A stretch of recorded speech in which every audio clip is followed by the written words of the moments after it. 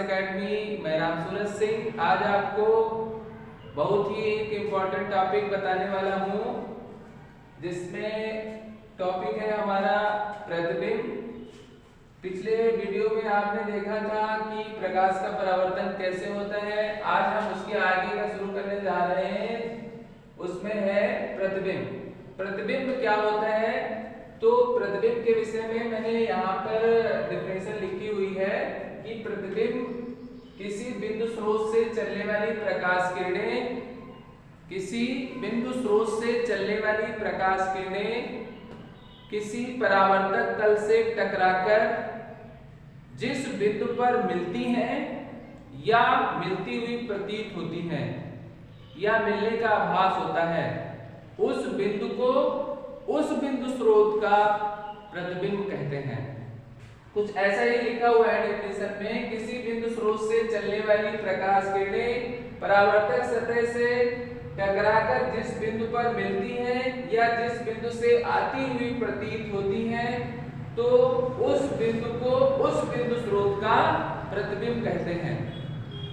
बात क्लियर हो गई होगी कि जब परावर्तक तल से वो किरणें टकराती हैं, टकराने के बाद जिस बिंदु पर मिलती हैं, उस बिंदु को उस बिंदु स्रोत का प्रतिबिंब कहते हैं। प्रतिबिंब दो प्रकार का होता है, एक होता है वास्तविक प्रतिबिंब और दूसरा होता है काल्पनिक प्रतिबिंब या आभासी प्रतिबिंब।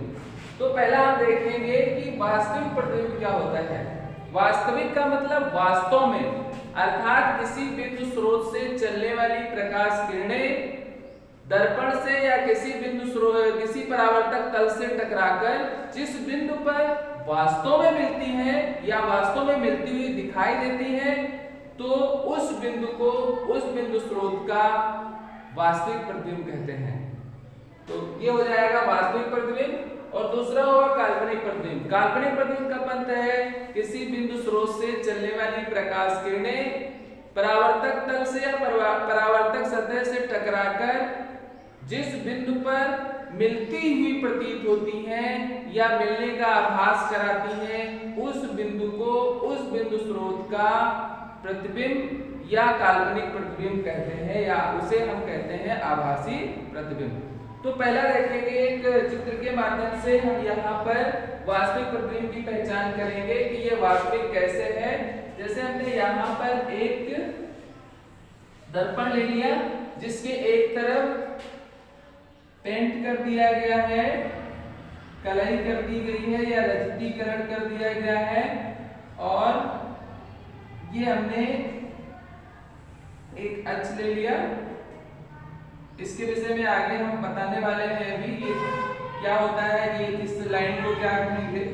उसके बाद जो है, ये हमने मान लो एक वस्तु ले ली, इससे चलने वाली कोई प्रकाश किरण है, इस तरह से दर्पण की ओर गई। ये दर्पण का सतह है या परावर्तक तल है, यहां से टकराई और टकराने के बाद इस तरफ वो चली गई, अर्थात परावर्तित हो गई, इस तरफ चली गई। उसके बाद एक दूसरी हमने प्रकाश किरण ली, वो इस बिंदु से गई और परावर्तन के बाद वो इस अक्ष के समांतर आ गई, इस तरह से आ गई। तो यहाँ पर देखेंगे मैंने दो प्रकाश किरणें ली हैं। एक प्रकाश किरण इस लाइन के समांतर सीधे गई, परावर्तक तल पर गिरी और वहां से टकरा करके इस दिशा में चली गई। और दूसरी प्रकाश किरण मैंने ली, ये इस तरफ से गई, इस बिंदु से होती हुई गई और यहाँ पर परावर्तक तल पर टकराई और टकरा करके इस तरफ आई। मैंने अभी परिभाषा में बताया है कि किसी बिंदु स्रोत से चलने वाली प्रकाश किरणें परावर्तक तल से टकराकर जिस बिंदु पर मिलती हैं, उसे हम या उस बिंदु को उस बिंदु स्रोत का वास्तविक प्रतिबिंब कहते हैं। अर्थात जिस बिंदु पर वास्तव में मिलती हैं, तो हम ये देख रहे हैं दो किरणें वास्तव में किस बिंदु पर मिल रही हैं, इस बिंदु पर मिल रही हैं, तो इस बिंदु को हम क्या कहेंगे, इस वस्तु का या बिंदु स्रोत का वास्तविक प्रतिबिंब कहेंगे। क्योंकि यहाँ पर देखो वास्तव में दोनों मिल रही है, इसलिए इसको क्या कहेंगे हम, वास्तविक प्रतिबिंब। इसको क्या कहेंगे, वास्तविक प्रतिबिंब।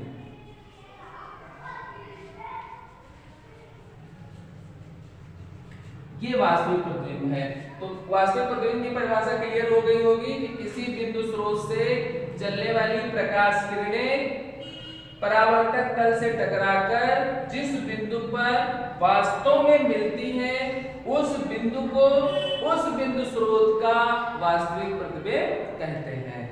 फिर दूसरा है हमारा काल्पनिक प्रतिबिंब या आभासी प्रतिबिंब। इसकी क्या परिभाषा है?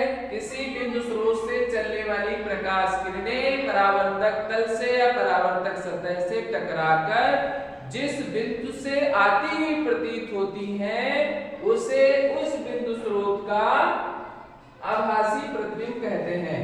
देखेंगे जैसे यहाँ पर हमने एक उदाहरण स्वरूप एक ये दर्पण लिया जिसके इस तरफ दबे हुए पार्ट पे कलई की गई है, पॉलिश की गई है,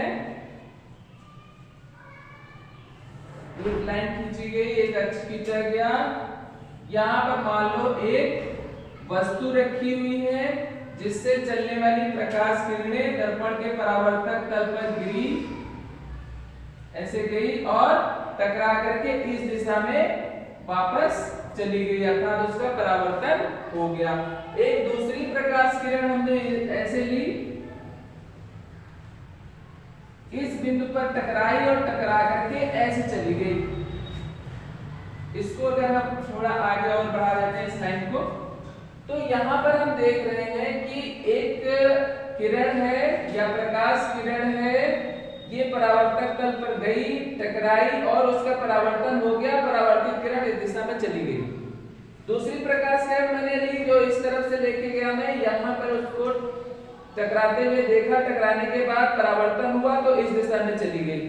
तो अभी बताया गया कि प्रतिबिंब क्या होता है? जिस बिंदु पर दो प्रकाश किरणें या दो से अधिक प्रकाश किरणें मिलती है उसे हम उस बिंदु का प्रतिबिंब कहते हैं। लेकिन यहाँ पर हम देखेंगे दोनों प्रकाश किरणों को मैं अगर बढ़ाऊं, देखो इनको अगर हम बढ़ाएं तो क्या कहीं पर आपको मिलती हुई दिख रही? कहीं नहीं मिलेंगी। तो होता क्या है, अगर हम एक यहाँ पर कल्पना करें कि इनको अगर हम अंदर की ओर ऐसे बढ़ाएं, ये एक कल्पना है, कल्पना करें इनको अंदर की ओर बढ़ाएं, इसको भी हम पीछे की ओर बढ़ाएं इस तरह से, तो हम देखते हैं पीछे बढ़ाने पर ये इस जगह पे आके मिलती हुई प्रतीत हो रही है ऐसे। तो हमने बताया जिस बिंदु पर मिलती है या मिलती हुई प्रतीत होती है वो प्रतिबिंब कहलाता है। तो जब वास्तव में मिलती है, यहाँ पर क्या देख रहे थे आप कि वास्तव में वो दोनों काट रही थी, एक बिंदु मिला था जहां पर दोनों वास्तव में काट रही थी। यहाँ पर दोनों प्रकाश किरणें कहीं पर भी नहीं मिलती हुई प्रतीत हो रही है, तो हमने क्या किया, उनको पीछे बढ़ाया। पीछे बढ़ाने पर हमने क्या की है, कल्पना की है पीछे बढ़ाने की, तो यहाँ पर वो काट रही है, तो इस बिंदु को इस बिंदु स्रोत का आभासी प्रतिबिंब या काल्पनिक प्रतिबिंब कहेंगे। इसे क्या कहेंगे? काल्पनिक प्रतिबिंब।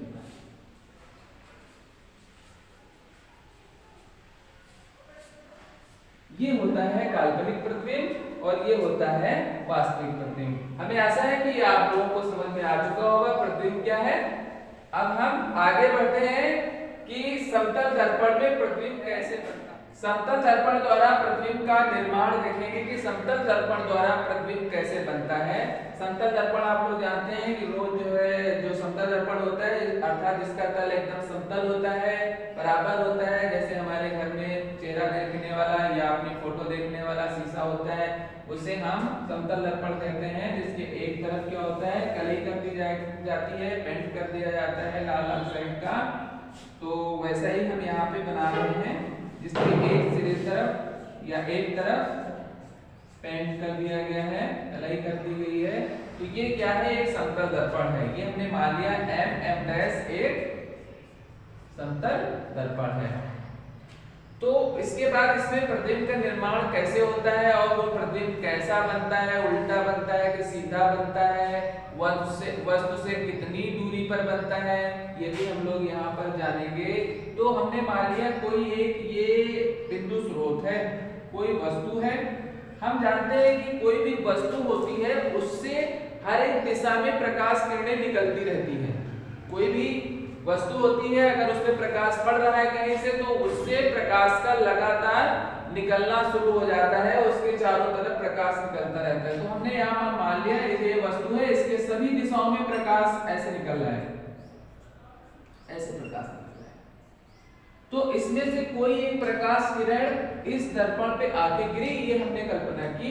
तो यहाँ पर हमने मान लो ये वाली प्रकाश किरण है, ये इस दर्पण पर आके गिरी।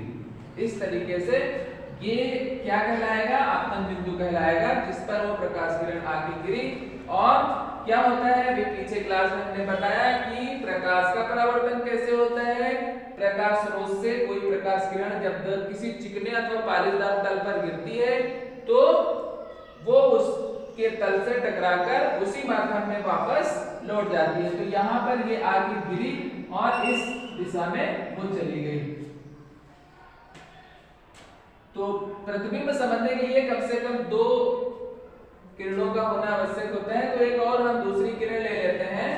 तो वो हम किरण मान ले रहे हैं कि यहाँ पर जो है सीधी आके गिरती है। तो ये प्रकाश किरण, एक दूसरी हमने प्रकाश किरण ली जो दर्पण पर सीधे पड़ती है। तो अभी बात बताइए, जब कोई प्रकाश किरण दर्पण पर आके गिरेगी तो दर्पण से टकराकर उसी माध्यम में वापस लौटेगी, क्योंकि दूसरी तरफ प्रकाश नहीं जा सकता, क्योंकि दूसरी तरफ पेंट किया गया है।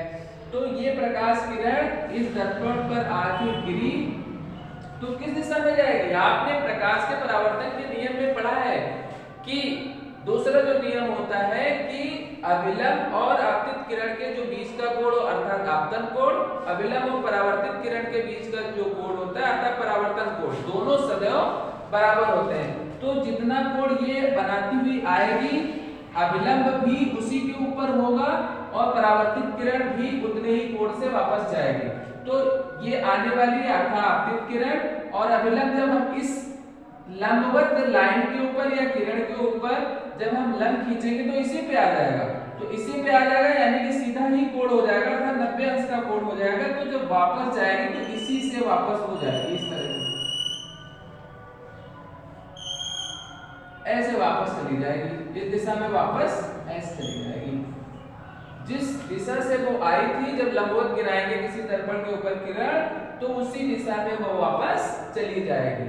तो हम देख रहे हैं कि इस दिशा में ये किरण जा रही है और ये वाली इस दिशा में जा रही है। अभी हमने इसके पहले प्रतिबिंब के विषय में जाना, जब प्रकाश का परावर्तन होता है उसके बाद जो प्रकाश परावर्तित होकर के या तल से टकरा करके किरणें वापस आती हैं, वो जिस बिंदु पर मिलती हैं उस बिंदु को उस वस्तु का प्रतिबिंब कहा जाता है। लेकिन हम यहाँ देख रहे हैं कि ये दोनों किरणें एक इस दिशा में चली जा रही है, एक इस दिशा में चली जा रही है, तो ये कहीं मिल नहीं रही है, अर्थात ये नहीं मिल पाएंगे इस तरफ। तो अगर हम दूसरा वाला भी प्रतिबिंब हमने देखा था काल्पनिक प्रतिबिंब, अगर हम इनको पीछे बढ़ाने की कल्पना करें, ऐसे बढ़ाएं, इसको ऐसे बढ़ा दें और इसको पीछे उसी दिशा में ऐसे बढ़ाते हुए हम लेके आए,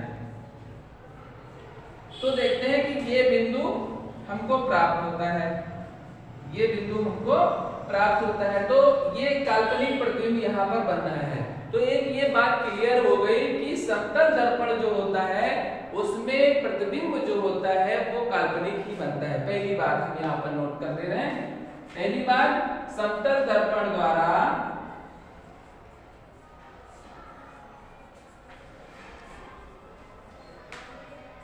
प्रतिबिंब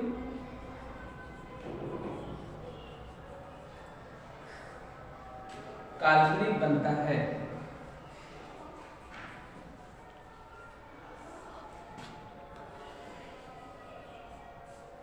काल्पनिक क्यों बनता है? क्योंकि ये दर्पण के पीछे बन रहा है। अभी जैसे बात बताई गई थी कि काल्पनिक प्रतिबिंब क्या होता है, वास्तविक प्रतिबिंब क्या होता है। तो काल्पनिक प्रतिबिंब क्या होता है? जब दो प्रकाश किरणें कहीं पर टकराती नहीं है तो उनको हम पीछे अगर बढ़ाने की कल्पना करते हैं तो वो जिस बिंदु पर हमें काटती हुई प्रतीत होती है तो वो उस बिंदु स्रोत का काल्पनिक प्रतिबिंब माना जाता है। तो पहली बात, समतल दर्पण द्वारा प्रतिबिंब काल्पनिक बनता है। दूसरी बात, कैसा बनता है? आप लोगों ने चेहरे में मतलब शीशे में या जो भी आपका समतल दर्पण होता है घर में, उसमें हम लोग अपना चेहरा देखते हैं तो हमें कैसा दिखता है? उल्टा दिखता है क्या सीधा दिखता है? उल्टा दिखता है, क्योंकि उल्टा ऐसा उल्टा नहीं दिखता है कि हम जब देखते हैं कि तो सर हमारा नीचे दिखता है, पैर ऊपर दिखता है, ऐसा नहीं होता है। होता क्या है, जब अगर हम हाथ उसमें अपना दाहिना उठाते हैं तो हमें यही आभास होता है कि बायां दिख रहा है। तो उस प्रकार के उल्टेपन को हम कहते हैं पार्श्विक उल्टा। तो अर्थात जो प्रतिबिंब होता है वो पार्श्विक उल्टा बनता है। दूसरी बात है समतल दर्पण द्वारा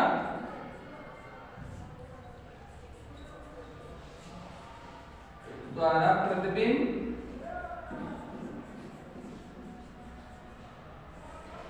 पार्श्विक उल्टा बनता है।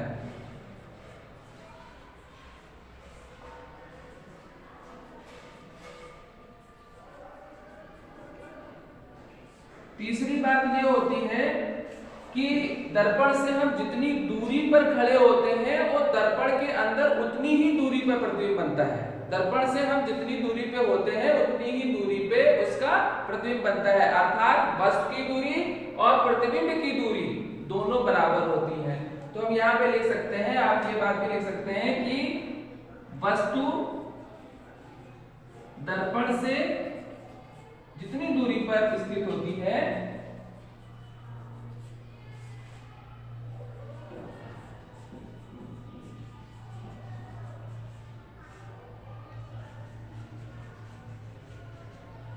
प्रतिबिंब दर्पण से उतनी ही दूरी पर बनता है। दर्पण से पीछे उतनी ही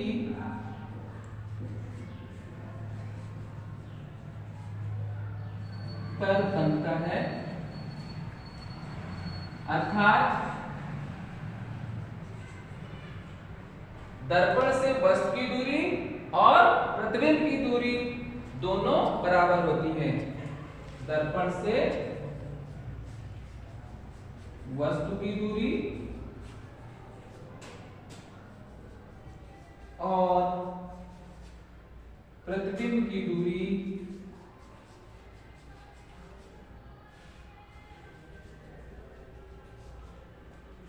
बराबर होती है।